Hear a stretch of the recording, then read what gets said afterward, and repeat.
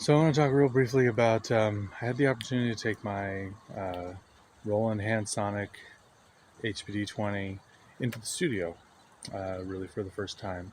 It's been something I've had and kind of toyed around with, but not something that I've had an opportunity to really road test and get in there and get dirty with. So I was doing percussion overdubs for 10 Spiders, their new album, where I'm playing drums kind of as a ringer for them. And I'd already laid down the basic drum tracks in the big drum room with my acoustic drums, but they're into the overdub section, or the overdub phase of their recording process. And for the overdub phase, they're using sort of the Studio B at Hallowed Halls, which is a very small, like single kind of vocal booth plus a recording, plus the engineering room. So it's a small space that does not have room for a full drum set, for a whole bunch of percussion. I mean, you could get away with a little acoustic percussion, but in any event, Rossi let me know that what they wanted was for me to come in and they didn't have like a specific list, but like there are a few places where we kind of want to fill things in or flesh things out or kind of take the vibe in a different direction or kind of augment what I'd already done and kind of glue the whole thing together. And I didn't know exactly what it would entail. I didn't know. It's not as if I got told, yeah, we want you to add Latin hand percussion on this one section of this one song, or some little shakers and stuff like that. This was more like, we're going to come in and try to figure out some kind of fix on the fly, but it's not like the drum parts are off, but they need a little more.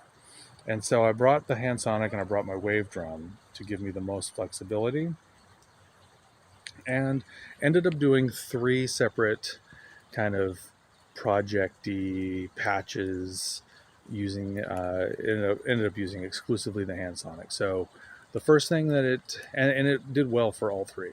So the first thing was a song that the original recording, their vision for it with overdubs was to make one section heavier, a little bit out of character, but like a lot grittier, a lot closer to, like a hard rock thing. And to help propel that along, what they wanted were, sort of a drum track on top of the drum track that had extra fills and big toms, big fat snare, and a big fat kick, kind of just sort of bottoming up the thing. And so I used a variety of patches on the Handsonic to have some big sweeping tom fills, a big fat snare, and a big fat kick, and put a little more meat on the bone. And it worked great for that purpose. Some targeted drum set parts with sort of a specific effect in mind. It worked great. And I'd done my scouting of the patch, and I kind of had an idea of where the toms I liked were, where the kicks I liked were, where the different character snares were already located. So I was able to, without a whole lot of fuss, kind of get that going and get some things that they were happy with. By the there's no end to what cannot be made clear. I can't let hurt you. Thought that you could hear me saying. The second thing was to add some jazzy kind of Latin hand percussion, kind of in the sort of bossa kind of style, samba kind of style, just sort of like if I'd had like a jazz bongo and conga and sort of multi-percussion rig over a song that has that sort of feel, just to kind of, again, give it more flavor, give it more interplay, kind of add a new dimension to it. And it sounded great.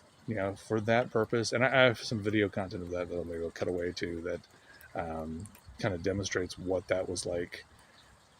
And I think you'll see that it was very serviceable and very quick to set up and quick to do. And I think the samples are, they hold up very well with just a little bit of treatment from the engineer who had some very good ideas for how to kind of bring out the best and emulate real drums with it. And I think we pulled it off beautifully.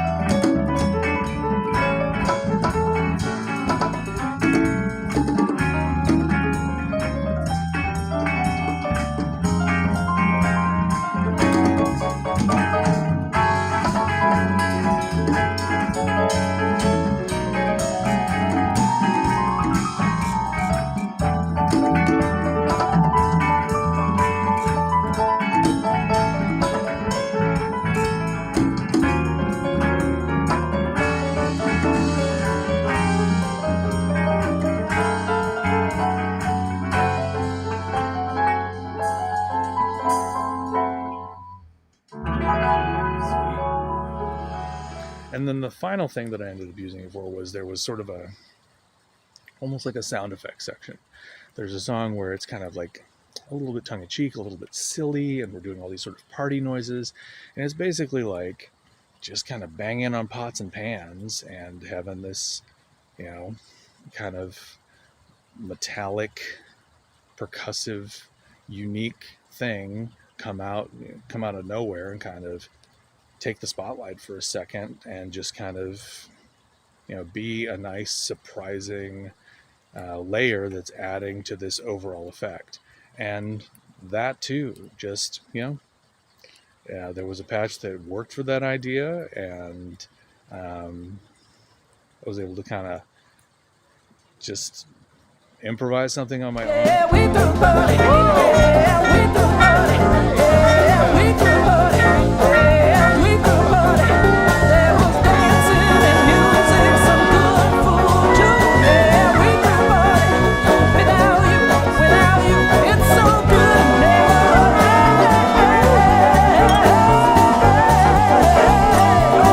it's so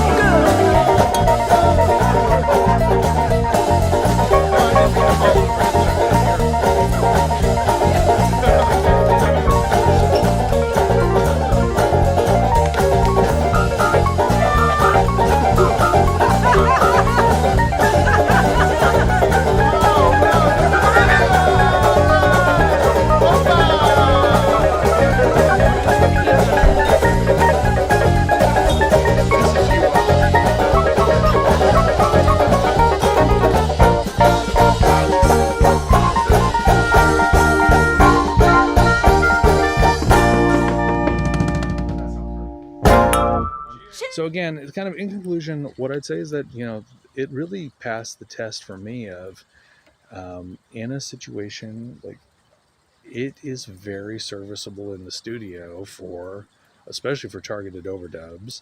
I totally could have used it.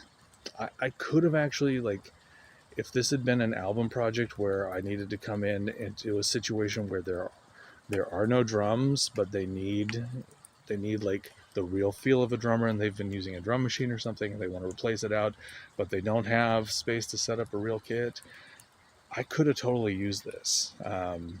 Like, it wouldn't have been perfect, but it would have, it was just a tiny step down from when I had V drums, which I used exclusively for a few years. Like my Hardvark album for UFO Catcher is exclusively V drums.